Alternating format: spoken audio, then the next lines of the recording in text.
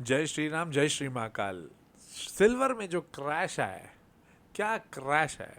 और ये क्रैश से क्या इंडियन मार्केट और वर्ल्ड मार्केट तेज़ी से भागने को तैयार है। ये वीडियो बहुत इन डेप्थ एनालिसिस बताएगा, तो लास्ट तक बने रहिएगा। बट ये ध्यान रखिएगा, कोई बाइंग सेलिंग रिकमेंडेशन नहीं है।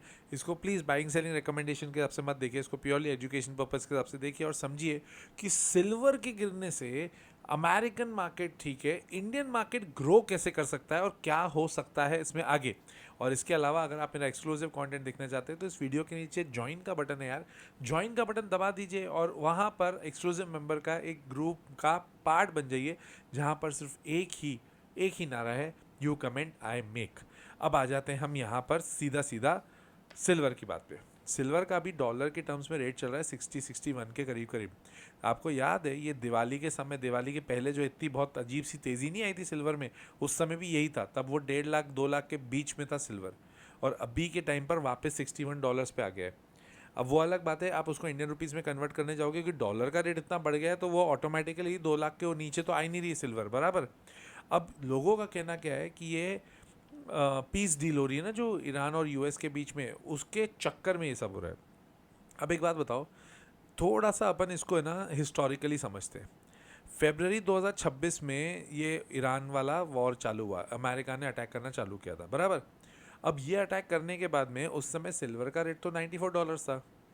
अब जब तक वॉर स्टार्ट हुआ, जब इनफैक्ट जनवरी में जब वॉर स्टार्ट नहीं भी हुआ था, तब सिल्वर $120 के करीब करीब चले गया था, जो हाई बनाया। और उसके बाद में घूमते घामते $94 पे था जब ये वॉर शुरू हुआ। अब वॉर का लॉजिक क्या होता है कि आपके यहाँ पे वॉर अगर हो रहा है, वॉर के बाद में होता है पैनिक। और पैनिक के बाद जो होता है ना, उसमें होता है लोग सेफ हेवन्स पे जाते हैं, और सेफ हेवन में दो ही कमोडिटी होती है नॉर्मली, गोल्ड और सिल्वर। ये दोनों तो नहीं बढ़े, इनफैक्ट ये गिरे हैं। तो अब इसमें सबसे बड़ा कौन है जिम्मेदार कि ये सिल्वर के भाव गिरे हैं? उसका सबसे बड़ा जिम्मेदार है फेडरल रिजर्व। अब देखो, वॉर को लेके ना हमारी पूरी जनता, सब कोई एक बार सतर्क हो चुकी है कि यार ये तो होना ही है।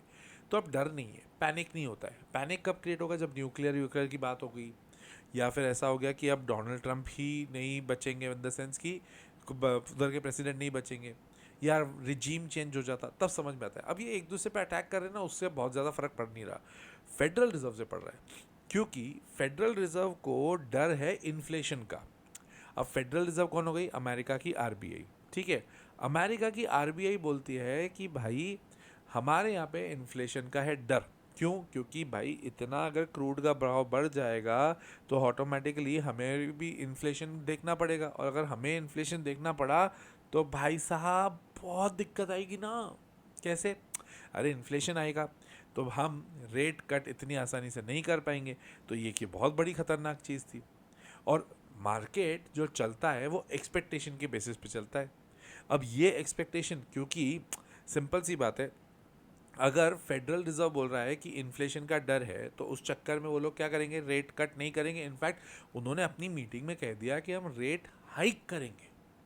अब अगर रेट हाइक करेंगे, फॉर एग्जाम्पल मैं एफ आई, तो मैं F I I rate hike वाली कंट्री में इन्वेस्टेड रहूँगा ना। मैं ऑलरेडी अमेरिका में इन्वेस्टेड हूँ, मैं और इन्वेस्टेड रहूँगा। क्यों? अरे भाई जहाँ पे रेट ज़्यादा मिल रहा है, ब्याज दरें अच्छी मिल रही है, वहाँ पे इन्वेस्टेड रहो, क्या दिक्कत है? तो फिर गोल्ड सिल्वर, अरे तेल लेने का गोल्ड सिल्वर, हमें यहाँ पे अच्छा रेट मिल रहा है, हम तो यहाँ इन्वेस्ट करेंगे। तो एफ आई आई इसका फंडा सिंपल है, जो कि सही भी चल रहा है। तो ये लोग क्या करते हैं ना, एफ एंड ओ में पहले से ही, और ये फॉरवर्ड कॉन्ट्रैक्ट नाम की एक चीज़ होती है कि आज कॉन्ट्रैक्ट कर लिया, 3 महीने बाद डिलीवरी। अब ये सिचुएशन क्रिएट हो रही है, ये ध्यान रखना, फॉरवर्ड कॉन्ट्रैक्ट वाला वर्ड ये बहुत जगह मैं यूज़ करने वाला हूँ, तो इसको ध्यान रखिएगा। अब हुआ क्या? जून में सीज फायर हुआ। अब सीज फायर हुआ तब $72 पे था। सेफ हेवन की तो देखो डिमांड अब कुछ नहीं बची, अब तो और नहीं बची, अब तो और नहीं बची ना, अब तो उधर भी पंगा खत्म हो गया। अब तो क्यों ही गोल्ड सिल्वर कोई खरीदेगा? तो वो भी गया। सीज फायर यूएसए में डोनाल्ड ट्रंप ने एक्चुअली ईरान के साथ नहीं किया, अमेरिका के साथ किया। अब ये ट्विस्ट है। कैसे? अगर ब्रेंट क्रूड और ये क्रूड के भाव गिरते गए, तो ऑब्वियस सी बात है जो फेडरल रिजर्व है वो भी बोलेगी कि हाँ ठीक है, अगर ये क्रूड के भाव गिर रहे हैं तो आज नहीं तो कल हमारे लिए भी बेनिफिशियल होगा, मतलब इन्फ्लेशन कंट्रोल में आएगा। अगर इन्फ्लेशन कंट्रोल में आया मतलब वहाँ पे ऑब्वियस ही बात है ना यार, सारी कंट्री क्रूड पे चलती है। अब क्रूड का भाव गिर रहा है, तो क्रूड का भाव गिर रहा है तो वहाँ पे उनको क्रूड सस्ते में मिलेगा, क्रूड सस्ते में मिलेगा तो इन्फ्लेशन कम होगा। अगर इन्फ्लेशन कम होता है तो उनको रेट हाइक करने की ज़रूरत नहीं है, जो कि इन्होंने इस बार की मीटिंग में बोल दिया था कि हम रेट हाइक करेंगे इन्फ्लेशन के चक्कर में। अब इन्फ्लेशन ही कम हो गया तो रेट हाइक नहीं होगा। अगर रेट हाइक नहीं हुआ, चलो हाइक नहीं हुआ, स्टेबल हो गया या फिर गिर गया, अगर गिर गया तो सोने पे सुहागा। क्यों? क्योंकि सोना ही बढ़ने वाला है उसके बाद। तो उससे होगा क्या? अगर इन्फ्लेशन होता है कम, तो इन्फ्लेशन होगा कम तो ऑटोमेटिकली फेडरल रिजर्व का डर हो जाएगा कम। फेडरल रिजर्व का डर कम हो गया तो ऑटोमेटिक ग्रोथ के चक्कर में वो रेट ऑफ इंटरेस्ट करेंगे कम। अगर रेट ऑफ इंटरेस्ट कम किया तो मैं FII, मेरा भी रेट ऑफ इंटरेस्ट कम होगा ना ट्रेजरी बॉन्ड पे। तुमने अगर उधर ब्याज कम करोगे तो उधर भी ब्याज कम करोगे। मैं तुम्हें क्यों खरीदूं? अब मैं खरीदूंगा गोल्ड एंड सिल्वर, और गोल्ड सिल्वर में आएगी तेजी। तेजी मतलब तेजी, बहुत तेजी आएगी। बट वो कब? जब ये थोड़ा आगे बढ़े। तो ये डोनाल्ड ट्रंप की जो चाल थी ना भाई साहब, ये इनडायरेक्टली डायरेक्टली आप मानो, ये ईरान के साथ सीज फायर नहीं किया उसने, फेडरल रिजर्व के साथ बैठ के कर दिया। क्योंकि सिंपल सी बात है ना, अब उसको इन्फ्लेशन का डर खत्म हो गया। तो इन्फ्लेशन का डर खत्म हो गया तो रेट हाइक की जगह रेट कम करेगी। और अगर रेट कम किया उन्होंने तो भाई मैं तो FII हूँ, मैं तो इनको क्यों खरीदूंगा? मैं तो गोल्ड और सिल्वर को खरीदूंगा, मैं इनके साथ क्यों करूँगा? अब एक इसके अलावा एक प्रॉब्लम आती है, वो है पेपर आउंसेस के जो इनके कॉन्ट्रैक्ट्स हैं। अब इन कॉन्ट्रैक्ट्स का जो रेशियो चलता है वो 15% के ऊपर चलता है। मतलब अगर 10 रुपए का चांदी पड़ा है, ठीक है, 10 रुपए का चांदी रियल में पड़ा है, तो ये 60 रुपए का, मोटा माटी 60 रुपए का ये चांदी के ट्रेडिंग कर लेते हैं, पेपर के कॉन्ट्रैक्ट्स बना लेते हैं। ठीक है, तो 60 रुपए और 10 रुपए रेशियो करीब करीब 15% से ऊपर। अगर ये रेशियो मतलब अगर इन्होंने ज़्यादा कॉन्ट्रैक्ट कर लिया ना वहाँ पे, तो दिक्कत बढ़ जाएगी। फिर आप उसको डिलीवरी नहीं दे पाओगे, और अगर डिलीवरी नहीं दे पाओगे तो डिमांड बढ़ेगी, डिमांड बढ़ेगी तो भाई सप्लाई प्राइस बढ़ेगी। एक ये बहुत क्रिटिकल चीज़ है जो मेरे को लगता है काफ़ी लोगों को समझ नहीं आती। मैं एक बार वापस समझाता हूँ यार। होगा क्या? पेपर आउंसेस के जो कॉन्ट्रैक्ट्स हैं वो अगर 60 रुपए के हैं ना, तो आपके पास अवेलेबल क्वांटिटी एटलीस्ट 10 होनी चाहिए, एटलीस्ट 10 होनी चाहिए, है ना? अब हुआ ये है कि सिल्वर की जो प्रोडक्शन है वो भी थोड़ी कम हुई है, कॉन्ट्रैक्ट्स बढ़ते जा रहे हैं। अगर कॉन्ट्रैक्ट्स बहुत ज़्यादा बढ़ गए, जो जुलाई में अभी जुलाई एंड में सारे कॉन्ट्रैक्ट सेटल होंगे, जुलाई एंड में सारे कॉन्ट्रैक्ट सेटल होंगे, तो ये रेशियो बरकरार होना चाहिए। अगर ये 16% के ऊपर ही चलता रहा तो कोई दिक्कत नहीं। अगर ये 15% के नीचे आ गया तो क्रिटिकल सिचुएशन होगी। उसका इम्पैक्ट ये पड़ेगा कि सिल्वर फिर भागेगी। ठीक है, तो पूरे माहौल बन रहे हैं कि सिल्वर भागेगी, और इंडस्ट्रियल यूज में सिल्वर की वैल्यू बढ़ गई है, ये तो सब जानते हैं। EV, solar, AI, data centers, इन सब में लगेगा। तो ये सारी सिचुएशन भी है। वो बोफा की बात करूँ, बैंक ऑफ अमेरिका की बात करूँ, वो बोलता है कि $135 तक जाना चाहिए चांदी। अरे भाई अभी $60, अभी अभी तो आइए नीचे।